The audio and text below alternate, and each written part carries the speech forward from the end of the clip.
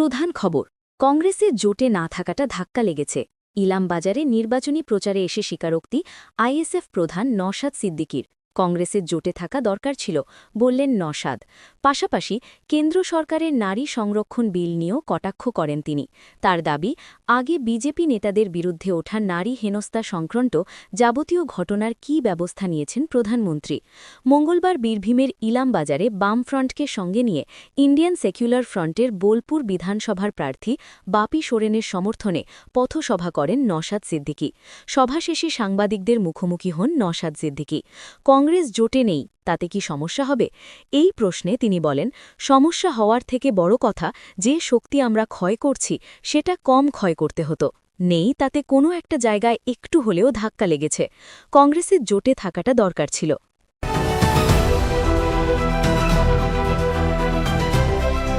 রোদ বৃষ্টির খেলায় বৈশাখ যেন শুরু থেকেই তপ্তকুণ্ড। আলিপুর আবহাওয়া অফিস ইতিমধ্যেই দহন দিনের পূর্বাভাস দিয়েছে। ২০২৪ সালের মতো এবারও এল নিনো পরিস্থিতির শিকার হবে বাংলা।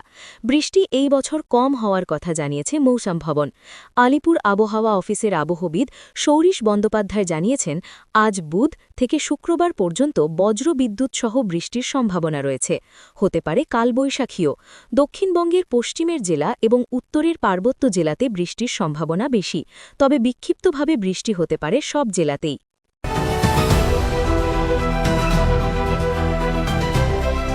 মঙ্গলবার লেবানন ও ইসরায়েল কয়েক দশকের মধ্যে প্রথমবারের মতো সরাসরি আলোচনা করেছে। যুক্তরাষ্ট্রে নিযুক্ত লেবাননের রাষ্ট্রদূত নাদা হামাদেহ মোয়াদ জানিয়েছেন, তার ভাষায় একটি গঠনমূলক প্রাথমিক বৈঠকের পর পরবর্তী দফার আলোচনা সংক্রান্ত বিস্তারিত তথ্য যথাসময় ঘোষণা করা হবে। এই ঐতিহাসিক আলোচনার পর দেওয়া এক বিবৃতিতে মোয়াদ সংঘাতের মধ্যে উত্তেজনা প্রশমন এবং জরুরি মানবিক সহায়তার প্রয়োজনীয়তার ওপর জোর দেন। সিএনএনের উদ্ধৃতি দিয়ে তিনি বলেন, আমি যুদ্ধবিরতি এবং ঘর ছাড়াদের নিজ বাড়িতে ফেরার আহ্বান জানিয়েছি। চলমান সংঘাতের ফলে লেবানন যে গুরুতর মানবিক সংকট ভোগ করে চলেছে তার লাঘব করার জন্য আমি বাস্তবসম্মত পদক্ষেপ গ্রহণের আহ্বান জানিয়েছি। এছাড়াও তিনি যুদ্ধবিরতি, বাস্তুচ্যুতদের প্রত্যাবর্তন এবং জরুরি মানবিক পদক্ষেপের আহ্বান পুনরাবৃত্তি করেন। একই সঙ্গে লেবাননের সার্বভৌমত্বের কথা জানান এবং এই আলোচনা আয়োজন করার জন্য যুক্তরাষ্ট্রকে ধন্যবাদ জানিয়েছেন। দ্য টাইমস অফ ইসরায়েল জানিয়েছে, মোয়াদ আরও বলেন, তিনি ওয়াশিংটনে তার ইসরায়েলি প্রতিপক্ষ যুক্তরাষ্ট্রে নিযুক্ত ইসরায়েলি রাষ্ট্রদূত ইয়েচিয়েল লাইটারের সঙ্গে বৈঠককে ইসরায়েল প্রতিরক্ষা বাহিনী এবং হিজবুল্লার মধ্যে যুদ্ধবিরতির জন্য বেরুটের দাবি পুনরাবৃত্তি করেছেন।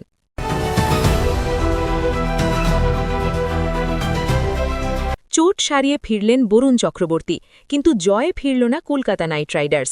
বলা ভালো, ৫ ম্যাচ কেটে গেলেও ২০২৬ আইপিএলে জয়ের স্বাদ পেল না কেকেআর।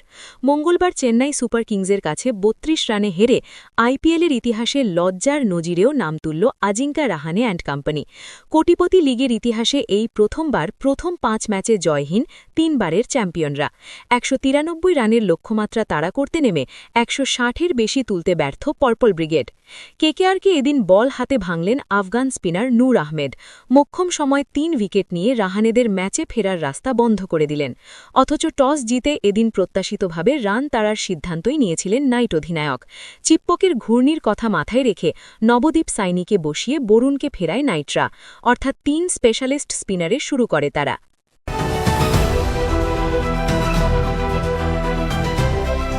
মঙ্গলবার দুপুরে ছত্তিশগড়ের শক্তি জেলার বেদান্ত বিদ্যুৎ কেন্দ্রে দুর্ঘটনায় মৃতের সংখ্যা বেড়ে দাঁড়িয়েছে ১৪ জনে। শক্তি জেলার কালেক্টর জানিয়েছেন যে দুর্ঘটনার পর থেকে জেলা প্রশাসনের একটি দল পরিস্থিতি পর্যবেক্ষণ করছে। আহত ১৯ জন শ্রমিক হাসপাতালে চিকিৎসাধীন রয়েছেন। তাদের সর্বোত্তম চিকিৎসা নিশ্চিত করার জন্য সমস্ত ব্যবস্থা করা হয়েছে।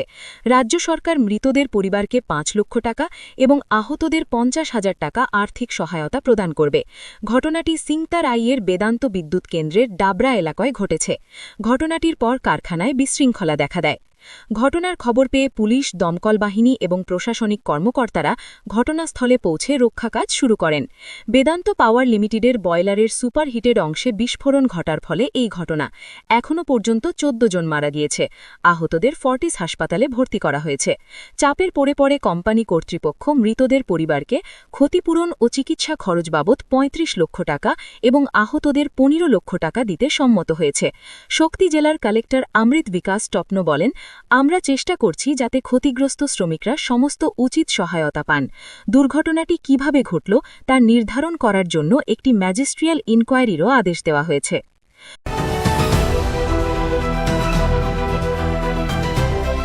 লোকসভার সদস্য সংখ্যা ৫৪৩ থেকে বাড়িয়ে ৮৫০ করতে চাইছে কেন্দ্রীয় সরকার। এই মর্মে সংবিধানের ১৩১তম সংশোধনী আনা হচ্ছে সংসদের বিশেষ অধিবেশনে। বৃহস্পতিবার থেকে ৩ দিনের জন্য বসবে ২ কক্ষের অধিবেশন। সেখানেই সংবিধান বিল ২০২৬ ১৩১তম সংশোধনী আনতে চাইছে কেন্দ্র। প্রথম থেকে সরকার বলে আসছে, নারী সংরক্ষণ বিলে সংশোধন করতে এই অধিবেশন ডাকা হয়েছে। এবার জানা গেল, লোকসভার আসন সংখ্যা বৃদ্ধি করা সংক্রান্ত বিলটিও সংসদে পেশ করবে কেন্দ্র। মঙ্গলবার সন্ধ্যায় বিলের কপি সাংসদদের মধ্যে বিলি করা হয়েছে সংসদের তরফে। সরকারের পরিকল্পনা প্রকাশে আসার পর থেকেই কড়া প্রতিক্রিয়া দিয়েছে দক্ষিণ ভারতের রাজনৈতিক দলগুলি।